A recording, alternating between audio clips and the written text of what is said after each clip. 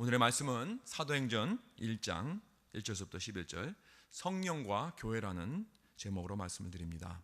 이 7월은 선교의 달입니다. 그래서 이제 앞으로 한 4번에 걸쳐서 선교에 대한 그러한 말씀을 전해드리겠습니다. 오늘 말씀의 그 제목 성령과 교회. 이 성령과 교회는 떼어놓을 수 없는 그러한 깊은 관계입니다. 완전한 콤비입니다. 성령이 없이는 교회는 없습니다. 반대로 이 세상에서 성령은 교회에 계십니다. 성령이 다른 곳에 거하시지 않습니다. 예수께서 성령을 이 땅에 주셨을 때는 교회에게 주셨다고 했습니다. 그래서 사도행전 2장 오순절날 첫 교회에서 120명이 모여서 열심히 기도했더니 다락방에서 그 놀라운 성령의 임재하심이 역사하셨습니다. 성령에 계시는 곳은 바로 그것이 교회이고 또 교회는 성령에 계시는 줄 믿으시기 바랍니다. 이렇게 교회에 성령이 임하게 되면 어떤 일이 벌어지느냐? 여러 가지 일들이 벌어집니다. 그러나 가장 중요한 것은 그 교회는 선교를 하게 됩니다. 교회가 선교를 하지 않는다는 것은 성령의 임재가 없어서 그렇습니다. 교회가 선교에 열정이 없는 것은 성령이 충만하지 못하다는 징조입니다. 성령이 임하시고 성령이 충만하면은 선교에 대한 비전이 생기게 됩니다. 그냥 우리들만 모여있지 않습니다.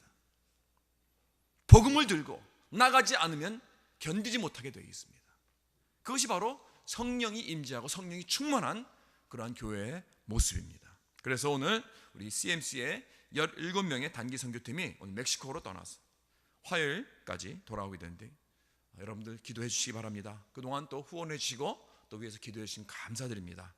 저는 사실 개인적으로 너무나 익사이드 되어 있습니다. 비록 제가 선교하는 것 중에서는 제일 사실 짧은 기간이지만은 저는 매년 제가 목회자로 길로 들어서고 난 후로 매년마다 이 국경을 넘어서 선교를 갔습니다. 단기 선교를 갔는데 참 정말 이 선교 같은 우리 성도들과 함께 사랑하는 우리 성도들과 함께 선교지에 가서 같이 이 사역하고 같이 복음을 전하고 열심히 땀 흘리고 하는 이것처럼 기쁜 건 없는 것 같아요. 정말. 왜냐하면 우리가 말씀을 이제 채우고 말씀으로 배워서 그것을 실천하는 그러한 일이거든요. 성령의 꿈을 실현하는 그러한 일이거든요. 그렇기 때문에 얼마나 익사이팅한지 모르겠습니다. 저는 교회 사역을 참 우리 자체 내에서만 우리 서로 먹이고 서로 위해서 섬기고 이것도 중요하지만은 거기에서 중단되면 안 됩니다. 거기에서 그치면 안 됩니다. 우리는 이것을 가지고 나가야 합니다. 교회 밖을 떠나서 또 국경을 넘어서 먼 지역까지 땅끝까지 예루살렘과 사마리아와 유대와 사마리아와 땅끝까지 가는 이러한 모습이 오늘날 교회에 있어야 하는 것입니다. 선교는 가는 자가 있고 또 보내는 자가 있습니다. 보내는 자가 있어야 또 가는 자가 있게 마련입니다. 보내는 자 없이는 갈 수가 없습니다. 그리고 보내는 자는 이런 물질적, 정신적, 영적으로 후원해야 합니다. 돌아오는 날까지 정말 성령 충만하도록 팀워크가 잘 이루어지도록 그리고 우리의 사역을 통해서 그리스도의 사랑이 그리고 복음이 잘 전해질 수 있도록 기도해 주는 것이 바로 보내는 자의 책임입니다. 다 갈 수는 없죠. 그러나 가는 자들이 있으면 보내는 자들이 있는 것 같이 우리가 함께 가는 자와 보내는 자 이렇게 파트너십으로 서로 같이 가는 것입니다. 이것이 교회의 궁극적인 사명입니다. 이 땅에서 교회가 하는 것이 여러분 생각해 보세요. 이 땅에서 교회가 하는 것은 천국에 가서 다 할 수 있습니다. 딱 한 가지만 못합니다. 그게 뭘까요? 이 땅에서 교회가 하는 거 다 할 수 있는데 천국에 가서는 못하는 거 딱 한 가지가 있는데 그게 뭘까요? 다 같이 시작. 맞습니다. 선교 또는 전도. 그렇죠. 왜? 거기는 안 믿는 사람이 없으니까. 제가 한번 이 말을 하니까 어떤 집사님이 그러시더라고요. 나중에 목사님 그런데요, 천국에는요 교회가 못하는 것이 하나 더 있어요. 그건 싸우지 못하는 겁니다. 그래요. 맞습니다. 거기 가서는 교회가 싸우지 못하죠. 죄짓지 못합니다. 그리고 또 선교도 못합니다. 선교할 대상이 없습니다. 그렇다면 이 둘 중에 이 죄짓고 싸우는 거하고 그리고 선교하는 거 이 둘 중에 무엇 때문에 아직도 하나님은 이 교회를 이 땅에 두셨나? 싸우기 위해서? 아니죠. 선교하기 위해서 두신 것입니다. 그렇죠? 그런데요 참 신기한 것은 선교하는 교회는 안 싸우더라고요. 믿습니까? 근데 그 싸우는 교회들 보면은 선교를 안 해요. 소홀히 합니다. 참 이상해요. 그래서 사도행전은 이 성령 행전이라고 해도 맞습니다. 성령이 사도들과 성도들에게 임재하여서 성령 충만함을 통해서 나가서 전도하고 선교하여 많은 사람을 구원하게 하는 그 일을 기록한 것이 바로 사도행전이에요. 그래서 사도행전이라고 보다는 오히려 성령행전이 맞다고 이렇게 신학자들은 말합니다. 오늘 아침 이 교회 사명을 이 사도행전의 그 말씀을 통해서 전하고자 합니다. 오늘 우리 교회가 이 성경적 사명을 감당하려면 무엇이 필요한가 생각해 봐야 합니다. 그것은 바로 성령의 능력이 있어야 합니다. 성령의 능력이 없는 교회는 선교를 감당하지 못합니다. 성령의 꿈인 이 선교를 감당하지 못합니다. 교회의 목적을 달성할 수 없습니다. 초대교회의 특징이 바로 이것입니다. 성령의 능력과 역사가 충만했다는 것입니다. 그때 교회는 나가서 예수를 증거하게 되는 것입니다. 여기 1장 2절부터 보면은 예수님은 그 성령의 역할을 교회가 세워지면서 이제 잘 보여주고 있는데요. 1절부터 보겠습니다. 데어빌러여, 내가 먼저 쓴 글에는 무릇 예수의 행하시며 가르치시기를 시작하신부터 그의 택하신 사도들에게 성령으로 명하시고, 거기까지만 보겠습니다. 여기 보니까 예수께서 지상에서 하신 사역들을 누구에게 맡겼다고 했습니까? 사도들에게. 무엇으로? 성령으로. 그랬습니다. 하나님 예수님께서 하신 일, 하시고 또 가르치신 일을 어떤 똑똑한 박사들에게 맡겼다고 하지 않았습니다. 정부의 고기관에게 맡겼다고 하지 않았습니다. 이런 사회의 어떤 리더들에게 맡기지 않으셨습니다.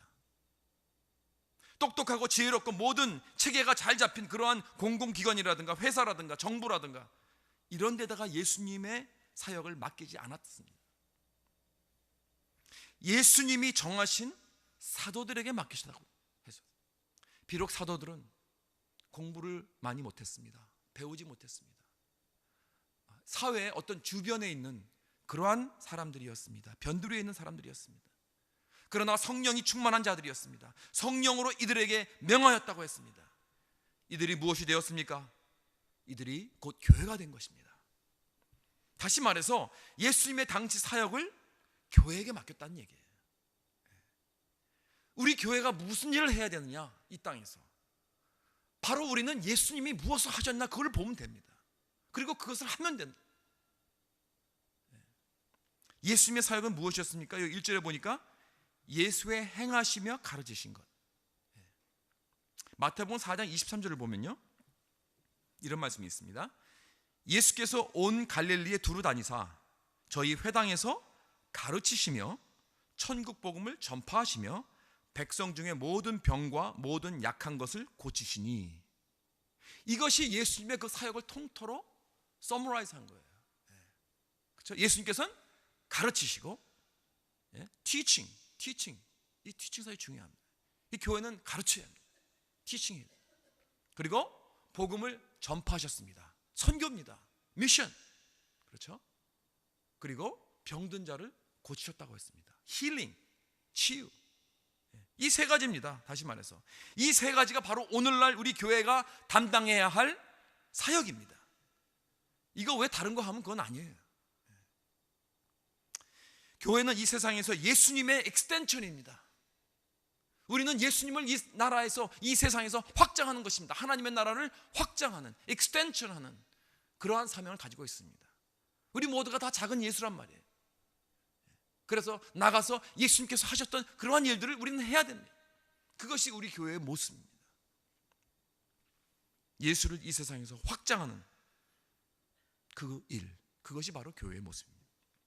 자, 그럼 이 사역을 어떻게 교회가 감당해야 할 것인가? 4절에 보니까 예수님께서 제자들에게 명령하십니다. 뭐라고 그러셨죠? 저에게 분부하여 가라사대 예루살렘을 떠나지 말고 내게 들은 바 아버지의 약속하신 것을 기다리라.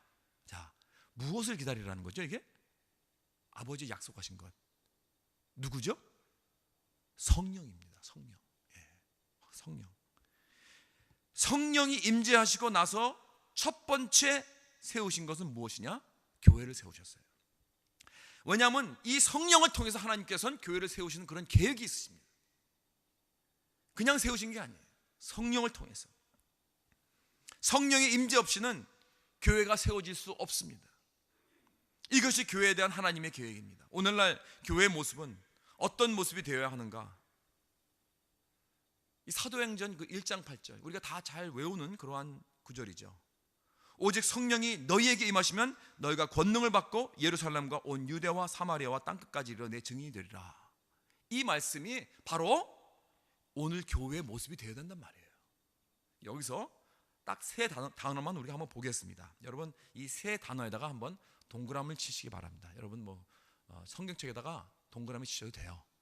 그러니까 한번 쳐보세요. 자, 첫째 성령, 성령, 그렇죠? 성령에다 동그라미 치세요. 그다음에 뭐죠? 권능, 권능. 그다음에 증인, 그렇습니다. 이렇게 요 세 군데. 교회는 성령의 공동체입니다. 교회는 능력의 공동체입니다.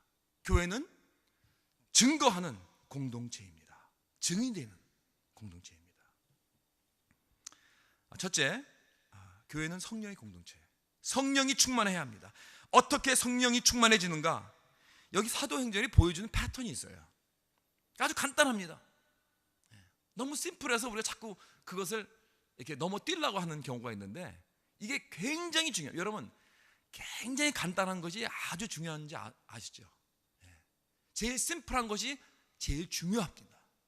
제일 중요한 것은 또 심플해요. 간단합니다. 그것이 무엇이냐? 모여서 기도했다는 거예요. 모여서 기도하면 성령의 역사가 일어납니다. 성령이 임재하십니다. 성령이 충만해집니다. 여러분 우리가 모여서 기도하고 예배하는 곳에 성령이 있게 되는 것입니다. 이것은 예수님께서 세례를 받으시고 성령이 임하셨을 때 보여주신 그 패턴이 똑같습니다. 누가복음 3장 22절에 보면 성령이 비둘기같이 예수님께서 임하셨다고 했습니다. 예수님께서 이제 세례 요한에게 세례를 받으시고 이제 요단강에서 나오셨을 때 이 성령이 임재하셨어요. 그런데 그 일이 바로 있기 전에 바로 전절에 21절에 뭐라 그랬냐면은 언제 그랬느냐? 예수님께서 기도하셨다 그랬어요. 기도하실 때. 예수님도 기도하실 때 성령이 임재하셨다는 이것을 보여주기 위해서. 여러분 교회는요 같이 모여서 기도할 때 성령이 임재하게 되는 것입니다. 같이 모여서 함께 예배 드릴 때 성령이 충만하게 되는 것입니다. 여러분 물론 각자 집에서 혼자 기도하고 예배 드릴 수 있습니다. 성령께서 임재하십니다.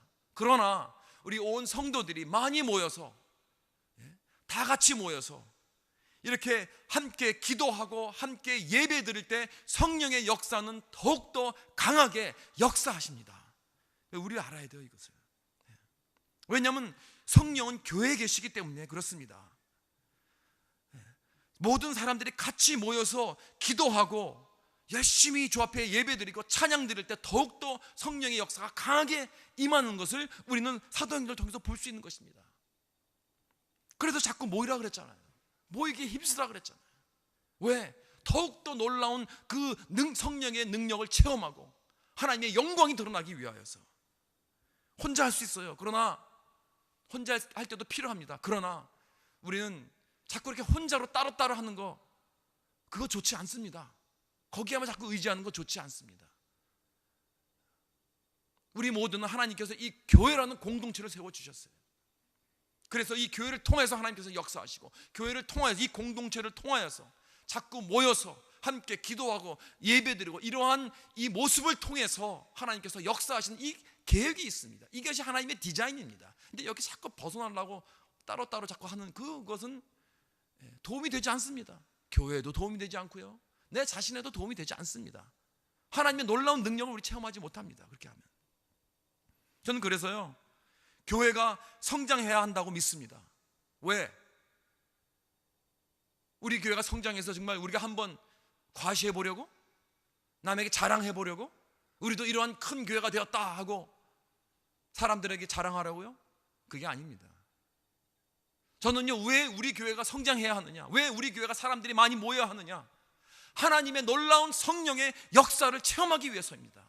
더욱더 큰 하나님의 영광이 드러나기 위해서. 그래서 우리는 더 많이 모여요. 여러분 한번 상상을 해보세요. 여러분 이 많은 빈자리에 수많은 사람들이 꽉꽉 차가지고 매주일마다 모여서, 매일 새벽기도마다 모여서, 매일 금요일마다 모여서 주님 앞에 찬양드리고 말씀 배우고 열심히 기도하고 주의 이름을 부를 때 놀라운 성령의 역사가 일어날 줄 믿습니다.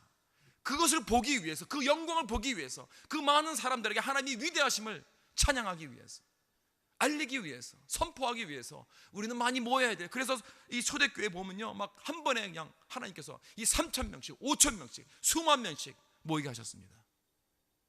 그 지역에서 하나님의 영광이 드러나도록. 여러분, 성령은 그래서 불 같다고 그랬습니다. 각자가 우리가 작은 불꽃이라고 생각한다면 각자 우리 따로따로 있으면 그 불꽃은 그냥 초롱초롱하게 그러다 그냥 끝나요. 그러나 그 10개의 불꽃이 모이면 어떻게 됩니까? 모닥불이 됩니다. 10개의 모닥불이 모이면 어떻게 됩니까?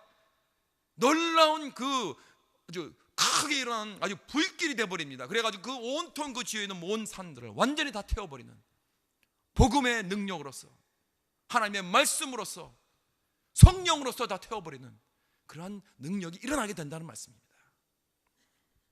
마찬가지로 오늘도 우리 교회는 그래서 온 성도들이 정말 우리의 마음과 몸과 우리의 모든 정성을 다 바쳐, 열정을 다 바쳐 그래서 전도해야 됩니다. 여러분, 그렇죠? 예. 그래서 우리 불이 좀 확산되어서 위대하신 하나님 더욱 크게 높여주는 그러한 성령의 불로 태우는 그러한 우리 CMC가 되기를 간절히 주님의 이름으로 축원합니다. 둘째로, 이제 성령이 교회에 임하시면은 능력이 생기게 됩니다. 능력, 권능, 그렇죠? 오직 성령이 너에게 임하시면 너희가 권능을 받고 You will receive power 그랬습니다. 성령이 충만한 교회는 능력이 넘치는 교회입니다. 모임은 기도하고 또 기도하면 능력이 나타납니다. 병도 낫습니다. 기적도 일어납니다. 예수 믿는 사람들이 마주 생기게 됩니다. 그 사람들의 삶이 변화받게 됩니다. 기도 안 하던 사람들이 나와서 기도를 하고, 하나님의 말씀을 멀리하던 사람들이 하나님의 말씀에 나와서 열심히 공부하고, 그 사람의 언행에 변화가 오고 문제가 해결이 되고 많은 어려움을 극복하고 시험을 이기는 그러한 능력이 나게 된다는 것입니다. 성령의 권능이 교회에 임하게 되면 이렇게 각 개인들의 그 삶에 능력이 생기게 됩니다. 그리고 그 능력이 합쳐져서 이 교회가 능력 있는 교회로 변화가 되어 간다는 것입니다. 그런데 여러분, 이 개인에게 성령의 능력이 나타나는 증거 중 하나가 뭔지 아십니까? 여러 가지가 있겠지만은 생각하는 성도가 된다는 거예요. 네, 중요합니다. 깨우치는 성도가 된다는 것입니다. 여러분, 은혜가 받는다는 것은 깨운다, 깨닫고 깨우침이 있는 것입니다. 우리가 깨닫고 깨우침이 있게 되면 우리는 생각하게 됩니다. Thinking believer가 되는 거예요. 그렇게 되면요, 성도가 생각하기 시작하면요, 각 성도가 놀라운 empowerment을 받습니다. 권능을 받습니다. 권능을 받게 되면은 생각하게 되는 거예요. 제가 콜로라도 2세 목회했을 때 멕시코의 그 오하카로 매년 그 의료 선교를 가고 또 거기서 건물을 짓는 그러한 사역을 했습니다. 그 오하카 지역에는 155개의 그 미전도 종족들이 살고 있어요. 155개. 여러 그 산 속에 있는 그 마을들에서 어떤 데는 500명 정도밖에 안 살아요. 어떤 데 가면 한 1000명 살고. 그런데 그런 작은 마을에서 자기들의 그 독특한 언어가 있습니다. 문화가 달라요. 인디안들이죠. 예, 거기에 그 원주민들이죠. 그런데 그 오랫동안 그 멕시코 정부에서 그 사람들에게 전혀 혜택을 주지 않았다고 합니다. 근데 그대로 그냥 미개하게 놔뒀다는 거예요. 가서 병원을 지어주지도 않고, 지어주는 것도 학교도 안 지어주고. 그러니까 많은 경우 이 사람들은 스페니쉬도 못해요. 또 그래가지고 이렇게 영어로 설교를 하면은 그거를 스페니쉬로 또 번역을 해서 또 스페니쉬에서 그 나라 그 종족만이 아는 그 언어로 또 번역을 또 해야 돼요. 그렇게 세 가지를 이렇게 거쳐가는 그런 일을 하게 됩니다. 왜 그렇게 그 인디안 종족들을 깨우치지 않는가? 왜냐하면 골치 아프거든요. 그 사람들이 깨우지면 그러면 배우게 되고 또 생각하게 된단 말이에요. 그러면 또 자기네들의 권리를 주장하고 이거 달라 저거 달라 또 그럴 게 아니에요. 자유해지니까. 그러니까 그러니까 그 자유를 뺏고 컨트롤하기 위해서 그렇게 하는 것입니다. 아직도 많은 그 멕시칸 인디안들이 그렇게 살고 있다는 것입니다. 여러분, 우리 성도들도 마찬가지입니다. 사탄은 우리 성도들이 깨어지는 걸 원치 않습니다. 그냥 예수 믿고 그대로 그냥 생각하지 말고 그냥 하라는 대로 해. 그러면 따라가라는 거예요. 순순히 따라가는 그러한 무리로 만들기 원해요. 사탄은 생각을 하지 못하게 하는 것입니다. 그래서 사람들은요, 요즘은 이제 생각하는 걸 원치도 않아요. 생각하는 거 귀찮아요. 마치 요즘은 이 미디어, 매스컴이 또 그렇게 사람들을 만듭니다. 그냥 가만히 앉아서 TV를 보고 또 영화를 보고 또 컴퓨터에 그 유튜브를 보고 이러고 있으면요, 생각을 할 필요가 없어요. 그냥 거기서 다 생각해 주는 것을 우리는 그냥 받아들이면 되는 거예요. 그러니까 완전히 우리는 그러한 퇴폐적인 그런 삶을 살고 있다는 거예요. 아주 무능적인. 그렇죠? 그대로 받아들이는 거죠. 남이 던져주는 그냥 생각을. 마귀는 사람들이 스스로 결정을 내리는 걸 원치 않습니다. 남이 결정해 주는 것도 그냥 따라가게 하는 거예요. 여러분, 2차 대전 때 독일 나치들이 수많은 유태인을 학살한 후 하는 말들이 무엇이었습니까? 난 시킨 대로 했다. 그거 아니에요. 다. 여러분, 자기가 결정을 했다면 어떻게 그 많은 사람들을 죽일 수 있습니까? 잘 못하죠, 그렇게. 그러나 스스로 결정을 내리지 않는다면 무슨 짓을 할 수 있는 거예요. 위에서 결정 내린 것은 쉽게 할 수 있습니다. 그냥 단지 수행하면 되니까. 이렇게 사람은 생각을 하지 않으면 마귀의 도구가 되어버립니다. 우리도 생각하지 않으면 제멋대로 살아가게 됩니다. 그러나 성령이 임하시면 권능을 받고 우리는 나름대로 생각을 하게 됩니다. 내가 결정을 짓고 책임을 지게 됩니다. 그것이 깨어지는 것입니다. 그것이 권능을 받는 것입니다. 스스로 생각하는 성도가 되십시오. 스스로 결정하는 성도들이 되십시오. 어떤 교인들은 그럽니다. 우리 교회는 목사님이 한마디 하면 다 이루어집니다. 그걸 자랑스럽게 말하는 교인들이 있어요. 그리고 자꾸 목사님이 결정하는 걸 원합니다. 여러분, 사실 그건 성도들이 생각을 안 하고 결정을 안 하겠다는 거예요. 책임을 안 지겠다는 것입니다. 이것은 성령의 인도가 아닙니다. 물론 성도가 순종하는 그런 마음은 좋습니다. 그러나 이런 무조건적인 순종, 맹목적인 그런 순종, 그건 위험한 것입니다. 생각을 하고 나서 책임을 지는 그러한 순종을 해야 됩니다. 여러분이나 목사인 나나 우리 모두가 다 하나님의 그 성령을 받았지 않았습니까? 우리는 생각할 수 있는 하나님의 이미지를 받았습니다. 하나님의 형상을 받아 지음을 받은 사람들입니다. 그리고 만민 제사장들입니다. 우리는 목사를 통해서 가는 게 아니에요. 하나님 앞에 직접 예수 그리스도의 피를 통해서 하나님 앞에 기도할 수 있고 나갈 수 있는 것입니다. 그리고 말씀이 충만하게 되고 성령이 충만하게 될 때 깨우치고 생각하고 알게 될 것입니다. 그래서 지금 이것이 하나님의 말씀에 기준된 것인지 아니면 사람이 기준된 것인지 우리는 깨달을 것입니다. 알 것입니다. 이렇게 우리는 독자적으로 판단할 줄 알아야 합니다. 교회의 결정이라 할지라도, 심지어는 목사의 결정이라 할지라도 그 말씀에 위배되면 그건 부정할 수 있어야 됩니다. 그것이 바로 하나님의 형상을 가진 사람이요 성령이 충만한 사람입니다. 이렇게 성령의 지배를 받는 사람은 생각을 하게 된다는 거예요. 여러분들은 교회에서 무엇을 고쳐야 한다고 생각될 때 자꾸 목사에게 부탁하지 마세요. 목사님, 저 사람에게 이렇게 말씀해 주세요. 저렇게 결정을 내려주세요. 왜 자기가 못합니까? 알아서 결정해야죠. 각 사역팀이 기도하고 하는 중에 성령께서 역사하시는 중에 거기서 알아서 결정해야죠. 그리고 책임을 지세요. 이것이 성령 충만한 교회의 모습입니다. 사랑하는 성도 여러분, 말로만 하는 성도가 되지 맙시다. 신앙은 능력입니다. 성령 충만하면은 능력이 생기게 됩니다. 어떠한 어려움이 와도 흔들리지 않는 그러한 굳건한 믿음을 소유하게 되는 것입니다. 어떤 문제도 성령 충만하면은 능력으로 해결해 나갈 수 있는 것입니다. 막힌 문이 뚫립니다. 죽었던 것들이 다시 살아납니다. 이것이 성령 충만한 공동체의 권능입니다. 그렇게 교회가 기도와 예배가 충만할 때 성령이 충만하게 되는 것입니다. 그렇게 되면은 능력이 생기게 되고 성도들은 결과적으로 예수님을 증거하게 됩니다. 땅끝까지 내 증인이 되리라. 성령이 임하고 능력이 생기는데 성도들이 가만히 교회에서 있을 수가 없습니다.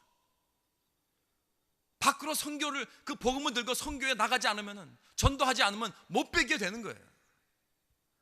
그래서 안 믿는 성도들을 교회 안으로 데리고 오는 것입니다. 여러분, 성령이 임재하는 교회는 성장하게 되어 있습니다. 왜냐하면 성령은 생명력을 주기 때문입니다. 살아 능동력이 있는 교회는 자꾸 멀티플라이 합니다. 사람들을 이끕니다. 사도행전 2장 47절에 보기 그랬습니다. 하나님을 찬미하며 또 온 백성에게 칭송을 받으니 주께서 구원받는 사람을 날마다 더하게 하시느니라. 초대교회는 이렇게 성령이 충만했습니다. 그러면 구원받는 사람들을 날마다 더하는 축복을 받게 된다는 거예요. 이동교회냐? 아니에요. 구원받는 사람들이 날마다 더하게 된다는 것입니다. 물론 목사가 설교를 잘하면 이동교인이 많이 생길 수 있습니다. 그러나 교회가 성령 충만하게 되면은 그 교회는 안 믿는 사람들이 더해지게 됩니다. 사도행전에서 나오는 이 초대교회를 보면서 느끼는 것이 저는 있습니다. 이게 뭐냐면은 아주 단순합니다. 이 초대교회는 이 심플한 게 있어요. 단순한 기도, 단순한 복음, 단순한 말씀. 뭐 복잡하지 않습니다. 여기 사도행전 그 1장 14절에 보면요, 더불어 마음을 갖춰야 전혀 기도에 힘쓰니라 그랬습니다. 전혀 기도에 힘쓰니라. They were in constant prayer. 항상, 언제나 오로지 기도. 왜냐하면 그 사람들은 기도할 수밖에 없어요. 왜냐하면 기도밖에 모릅니다. 아는 게 없잖아요. 이제 시작을 했는데 뭘 합니까? 그리고 예수님께서 뚝 가버리셨는데 이제 뭐 하겠습니까? 기도밖에 할 수는 없어요. 그러니까 그냥 기도만 했다는 거예요. 어떻게 보면 무식하게 기도한 거예요. 아무것도 몰랐으니까 단순하게 나가도 기도, 들어와도 기도, 모이면 기도. 또 2장 41절도 그랬습니다. 저희가 사도의 가르침을 받아서 서로 교제하며 떡을 떼며 기도하기를 전혀 힘쓰니라. 똑같은 말씀입니다. Constant prayer. 그냥 밥 먹고 나서 기도, 밥 먹기 전에 기도, 성경을 가르침 받고 기도. 여러분, 이들은 오로지 기도밖에 할 수 있는 게 없었어요. 오로지 기도로 살았습니다. 이것이 놀라운 그때의 초대교회의 모습이었어요. 오로지 기도. 그랬더니 놀라운 성령의 공동체가 되었고 능력이 생기게 되었고 증거하는 교회가 되었다는 것입니다. 2장 43절에 보면은 초대교회는 기사와 표적이 나타났다 했어요. 정말 놀라운 교회가 되었습니다. 성경적이고 건강하고 성령이 충만하고 능력이 있는 교회. 그러니까 막 성장하는 거예요. 3,000명, 5,000명, 수만 명씩. 나중에는 오로지 기도, 짧게 하면 오기로 하는 교회가 됐으면 좋겠어요. 여러분, 이건 우연이 아닙니다. 높고 크게 성장하는 교회가 되려면요, 이런 기도가 필요합니다. 요즘은 그 100층 이상 되는 건물을 질 때 그 엔지니어들이 항상 고려해야 되는 게 뭐냐면은 그 바람의 요소라고 합니다. 한 50층까지는 괜찮다고 해요. 근데 50층 이상부터 한 100층 정도 되면은 이 바람 때문에, 그리고 또 이게 아주 길게 되기 때문에 한 양쪽으로 한 6인치 정도 흔들린다 그래요. 왔다 갔다. 6인치. 그러니까 한 1피트는요 왔다 갔다 하는 거예요. 그러니까 1피트는. 그렇죠? 그러니까 이게 문제죠. 이거 잘못 찌면. 그렇기 때문에 100층 이상 되는 빌딩은 GPS를 여러 개 달아가지고 요즘은, 그래서 설치해가지고 시간마다 체크하면서 공사를 해 올라간다고 합니다. 그러지 않고는 수직에 문제가 생기기 때문입니다. 여러분, 영적으로도 마찬가지입니다. 우리가 3층짜리 건물을 짓는 그러한 삶을 살고 싶으면, 그러한 교회가 되려면요, 기도 필요 없어요. GPS 필요 없습니다. 기도 없어도 3층짜리 인생은 잘 지을 수 있습니다. 그러나 위대한 인생, 위대한 교회를 세우려면은 끊임없는 위에 교신해야 됩니다. 하나님과 기도로 세우지 않으면 위대한 인생, 위대한 교회는 불가능한 것입니다. 여러분, 저는 한번 꿈을 꾸어봅니다. 감히 상상해 봅니다. 우리 교회가 진정 이렇게 필사적으로 기도할 때 정말 단순히 전혀 오로지 기도에 열사적으로 필사적으로 주님 앞에 매달릴 때 하나님께 어떻게 역사하실까? 어떤 능력들이 우리 가운데 벌어질까? 궁금합니다. 여러분 궁금하지 않으세요? 사랑하는 성도 여러분, 기도하는 공동체가 되길 소원합니다. 오로지 기도로만 합시다. 단순한 기도 생활, 우리 교회가 정말 아침에도 모여서 기도하고 점심때도 와서 사람들이 와서 기도하고 정말 만민을 위한 그런 그 기도하는 집이 될 때 하나님께서 놀랍게 성령 충만과 놀라운 능력이 이루어질 줄 믿습니다. 초대교회 또 한 가지 단순한 모습은 그 메시지입니다. 복음의 메시지는 정말 단순해요. 단순할수록 능력이 있습니다. 우리가 학교 다닐 때도 그렇잖아요. 이 잘 가르치는 교수들은요, 그런 선생님들은 아주 간단하게 설명을 해서 딱 이렇게 한 줄로 이렇게 그 서머라이즈 해가지고 딱 줍니다. 그러면 딱 들어와요. 아, 저거구나 바로. 이 단순한데 거기에 모든 다 그 진리가 있는 것입니다. 단순한 것에 모든 것이 숨겨져 있는 것입니다. 설명이 복잡해지면요, 그건 모른다는 얘기예요. 여러분 선교사를 그래서 선교 그 역사를 보면은 아주 재미있는 것이 언어를 잘 못하는 그런 선교사가 가서 그 나라에 아주 간단하고 한정된 그런 언어로 복음을 전했을 때 놀라운 일들이 이루어졌습니다. 뭐 그렇게 복잡하게, 왜냐면 선교사들은 뭐 말이 한정됐잖아요. 쓸 수 있는 말이 언어도 한정됐고, 그래서 간단하게 예수 믿고 회개하고 천국 가요 뭐 이렇게 뭐 그냥 간단하게 말을 하면서 복음을 전했더니 놀라운 일들이 벌어졌다는 것입니다. 우리 한국 선교도 그랬습니다. 초대 한국 선교사님들이 오셔서 놀랍게 부흥했는데, 왜? 한국말 잘 못하니까. 아는 단어가 별로 없거든요. 그러니 복음을 단순하게 전할 수밖에 없는 것이죠. 요즘도요, 크게 목회하시는 그런 목사님들 보면은 그 메시지가 다 그 공통성이 있는데, 그게 뭐냐면 단순하다는 것입니다. 복잡하지 않습니다. 그 릭 워런 목사님이 왜 그렇게 능력 있는 그런 교회를 세웁니까? 그런 사역을 합니까? 그분의 책을 보면요, 그 뭐 purpose driven life, 뭐 purpose driven 뭐 church 이런 책을 보면요, 딱 읽어보면 무슨 생각이 드냐면, I could have said that. 아, 나도 그 말을 나도 아는 건데 다. 아, 나도 이 책 쓸 수 있었어요. 이런 생각이 나는 거예요. 다 아주 아는 거를 간단하게 설명한 거예요, 사실은. 그래서 이 놀랍게 하나님께서 역사하시는 것입니다. 정말 어린아이들도 들어서 이해할 수 있도록. 여러분 그 Child Evangelism Fellowship이라는 게 있어요. 어린이 그 선교단, 어린이 선교단. 거기에서 가르쳐 주는 게 있어요. 그 복음의 메시지 정말 간단합니다. 우리 모두 다 죄인입니다. 그래서 우리가 죄인 된 모습으로 하나님 앞에 갈 수 없어요. 그러나 하나님은 우리를 너무 사랑하십니다. 그래서 독생자 예수 그리스도를 보내주셔서 우리 죄를 사하시려고 죽게 하셨습니다. 예수를 영접하세요. 예수를 믿으세요. 그러면은 나는 내 죄를 깨끗이 사함받고 하나님 앞으로 천국으로 갈 수 있습니다. 그래서 갈 때까지는 우리 다 같이 교회에 모여서 열심히 기도하고 열심히 예배드리고 말씀 배우면서 무럭무럭 자라요. That's it. 그게 메시지예요. 복음 메시지.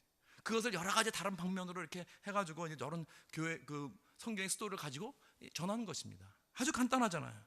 그렇게 해서 수많은 어린아이들이 예수를 영접하고 구원을 받았다는 것입니다. 여러분 이게 다 모두 아는 것입니다. 그렇잖아요. 지식이 없어서 전도가 되지 않습니까? 여러분 많은 사람들이 난 잘 몰라서 전도를 못해요. 그거 핑계죠. 지식이 없어서 전도를 못하는 게 아닙니다. 체험이 없어서 전도를 못하는 것입니다. 하나님을 체험하고 나면 전도를 하고 싶어서 어떻게 할 수가 없게 되는 것입니다. 전도는요 억지로 하는 거 아닙니다. 하고 싶어서 해야 되는 거예요. 예수님을 인격적으로 만나고 나면은, 내가 성령을 체험하고 나면은 만나는 사람마다 저 사람이 예수를 아는가? 저 사람이 성령을 아는가? 저 사람이 복음을 아는가? 모르면 지옥 가게 될 텐데. 예수를 안 전하고는 못 베깁니다. 지식으로 증거하는 거 아닙니다, 여러분. 증거는 패션으로 하는 것입니다. 속에서 우러나온 것, 내가 예수를 알고 체험한 것, 내가 예수를 믿고 나서 변화받아서 예수를 증거하는 것입니다. 십자가를 증거하는 거예요. 그럴 때 성령이 나에게 임재하십니다. 여러분 예수를 증거해 보세요. 놀라운 성령의 임재가 우리와 함께하여 주십니다. 증거하는 가운데 악한 마귀는 내 삶에서 떠나가게 됩니다. 증거의 삶을 살고 나면 놀라운 하나님의 공급하심을 체험하게 됩니다. 예수님이 그러셨잖아요. 먼저 그의 나라와 의를 구하라. 그럼 모든 것을 다 채워준다고 그랬어요. 그래서 예수를 전하고 나면은요, 어느새 내 모든 문제들이 다 없어집니다. 우리 교회가 한 사람 한 사람 이렇게 불덩이가 되어서 예수를 증거하게 되면 놀라운 부흥의 역사가 내 삶 속에 우리 교회에 임하신 줄 믿습니다. 예수님이 마태복음 16장에 그러셨습니다. 내가 이 반석 위에 내 교회를 세우리니 음부의 권세가 이기지 못하리라. 예수님은 오늘 학교를 세운다고 하지 않으셨습니다. 큰 회사를 세운다고 하지 않으셨습니다. 예수님은 병원을 세운다고 하시지 않으셨습니다. 나라를 세운다고 하지 않으셨습니다. 물론 이런 일들 크리스찬들이 하는 거 좋은 것입니다. 그러나 예수님은 이 땅에서 교회를 세우리니, 왜? 오직 교회를 통해서 사람들은 복음을 들을 수 있습니다. 오직 교회를 통해서 하나님과 연결이 되고 예배를 드릴 수 있는 것입니다. 다시 말해서 이 세상에는 오직 교회만이 소망이 있는 것입니다. 그렇기 때문에 우리는 교회를 사랑해야 합니다. 왜냐하면 예수님이 교회를 사랑하기 때문입니다. 비록 오늘 많은 교회는 찢어지고 부서지고 다쳐서 상해 있고 그렇지만은 아직도 교회는 예수님의 신부입니다. 교회를 비난하는, 그런 욕하는 그러한 사람들 조심해야 됩니다. 왜냐하면은 아직도 예수는 그의 신부된 교회를 사랑하십니다. 아직도 예수님은 교회 안에 거하십니다. 아직도 예수님은 교회에게 능력을 주십니다. 아직도 예수님은 교회를 위해서 이제 언젠가는 다시 돌아오실 것입니다. 예수님은 교회를 위해서 목숨을 바치셨습니다. 그리고 아직도 예수님은 교회를 세우십니다. 그리고 음부의 권세가 이기지 못할 줄 믿습니다. 사랑하는 성도 여러분, 하나님은 우리 교회에게 지상명령을 주셨습니다. 그리고 우리 교회에게 성령을 주셨습니다. 성령이 충만하게 될 때 우리 그 능력과 힘으로써 예수님을 증거하여 위대한 하나님의 교회를 세우는 저와 여러분이 되시기를 주님의 이름으로 축원합니다.